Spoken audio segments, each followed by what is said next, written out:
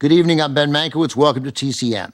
Tonight, we are presenting a trio of films written and directed by one of the most prolific, successful, and insightful filmmakers of the 1980s, John Hughes. Hughes began his career as an advertising copywriter in Chicago. He wrote some jokes for Rodney Dangerfield, then landed a job as a writer for National Lampoon magazine, where he'd been freelancing. Then in 1982, the year he turned 32, Hughes wrote his first solo screenplay, National Lampoon's Class Reunion. A year later, he got the chance to adapt a short story he'd written for the magazine, which became National Lampoon's Vacation, the movie that introduced audiences to Clark Griswold, played by Chevy Chase.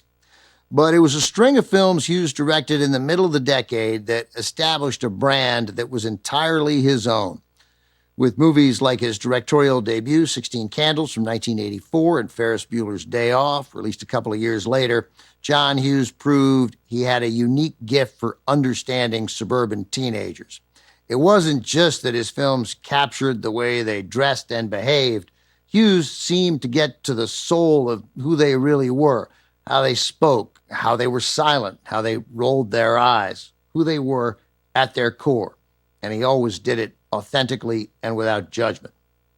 In the middle of that string of groundbreaking teen movies came the film we have first tonight. We've never shown it before on TCM, although it is an undisputed classic. From Universal in 1985, written, directed, and co-produced by John Hughes, The Breakfast Club. In 1999, 10 years before Hughes died of a heart attack at 59, film critic Elvis Mitchell wrote that no one before him had created a body of work that treated adolescent crisis as if it were a tragedy disrupting the world as the millennium nears. The Breakfast Club is adolescent angst at its most identifiable, a rich combination of sophistication and cruelty, to steal a little more from Elvis Mitchell. The movie takes place over the course of 9 hours during a Saturday detention in a suburban high school. 5 students are brought together to spend the day in the library under the careful watch of their strict vice principal. On the surface, the 5 students fit neatly into 5 different stereotypes.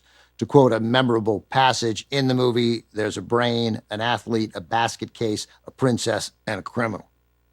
But as the hours stretch on and the students are forced to become better acquainted, they come to see that they're each far more complicated than the regular world allows itself to see.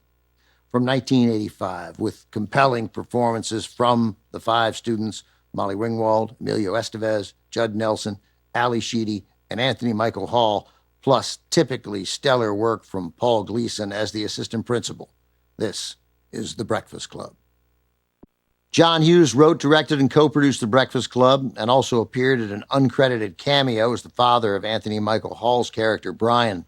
Hughes based the fictional Shermer High School on his own high school in the Chicago suburbs. He spent his adolescence in Northbrook, Illinois, which until 1923 had been called Shermerville. Shermer became the fictional setting for many of John Hughes's films. The Breakfast Club was shot entirely on location at Maine North High School, although that wasn't the high school library you saw in the movie. They built a library set in the school's gymnasium.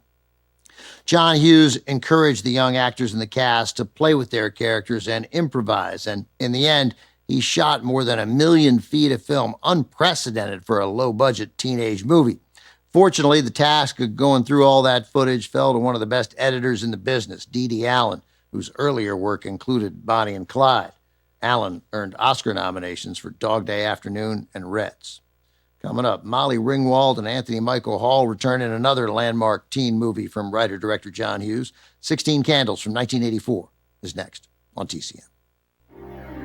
Next on TCM, 16 Candles, then Uncle Buck, and later, Andy Hardy's Blonde Trouble. Have more fun with TCM tonight.